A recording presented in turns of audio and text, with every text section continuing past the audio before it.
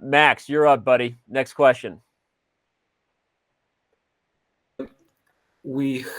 I heard many times that chess is 99% tactics, and that's rather obvious. And when you recognize the pattern, the tactical pattern, when you know it, you will recognize it immediately when you see it on the board. But the another problem is recognizing it many moves ahead.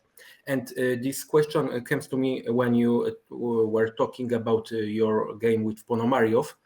And I am wondering, and am I assuming right that the position after you calculated many moves ahead may be right until the checkmate? Was the position, the board before your eyes was as clear as the position in front of you on the chessboard? Am I thinking correctly? Oh, so from what I understand, this is a question of visualization. Definitely, yeah.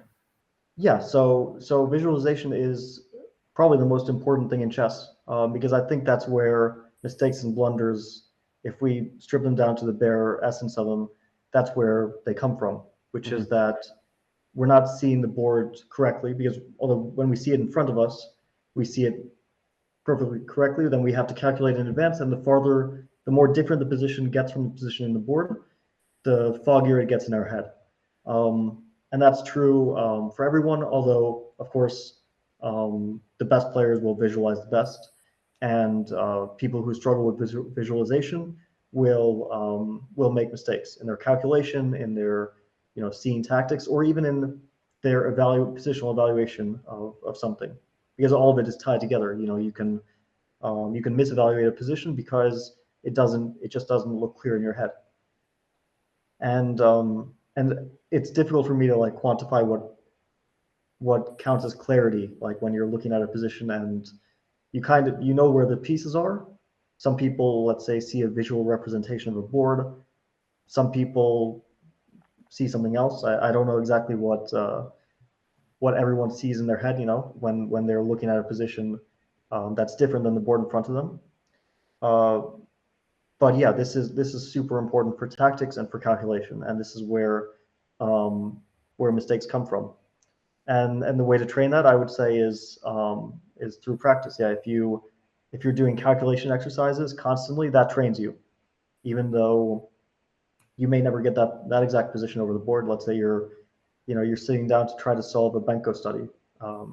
Just to give one example, that trains your calculation in a way which you might not even realize it, but it will help you.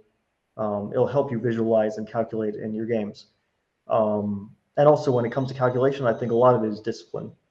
A lot of it is not stopping too early, things like that, which they're mistakes that you can solve. It just takes a great deal of discipline. But yeah, and I can tell you that the mistakes that I've made, the very serious ones, they've very often come from just not seeing the board correctly. Sometimes even the board in front of you don't see correctly. Like I just blundered my rook in my last tournament because I didn't see that the knight could move backwards. we weren't going to talk about that, but since you brought it up, I mean, rook b6, bro. Yeah. But I think also with mistakes like that, it's they don't exist in a vacuum. They're an accumulation of a lot of factors. And in the case of that game, it was a pretty lousy game from both of us. It was a bit out of control.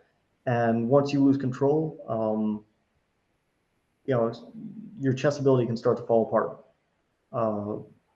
It's like once you no longer feel like you're in control, once you feel like, I've missed half the things in this game, and I've misevaluated positions, and I've missed wins, and I've been losing at some point, all of that is stuck in your head somehow, and it leads to mistakes later on the road. It's very difficult to, on the spot, keep readjusting to chaotic situations. That's why the best players try to keep things under control, so that they don't have to deal with all the wild emotions and all the stress and tension and nervous energy that you expend when you lose control of the game.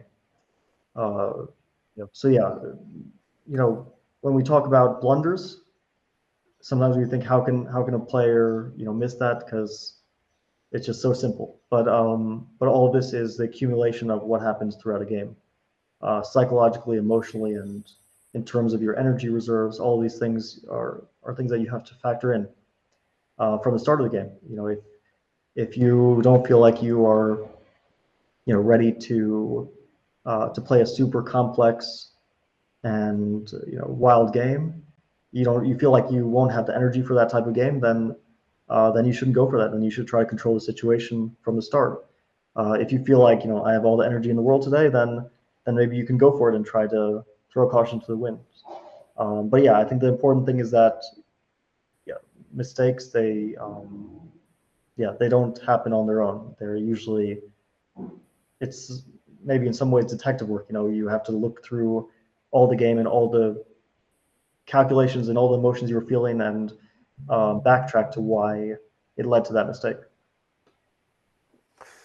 Fascinating stuff. And I'll say, Max, there are a lot of different exercises and things that have been suggested over the years as far as how to build visualization muscles. So I'm willing to give you some advice on that if you send me a message later. All kinds of different Russian chess school tricks and things you can do. Saw your video series on that. Yeah, so and the video series taps into some, but no, it's super important. I think, like Fabiano said, I think arguably it's the most important thing, right? It's easy to see it when it's right in front of you, but 7 moves down the road, right? So anyway, definitely good stuff.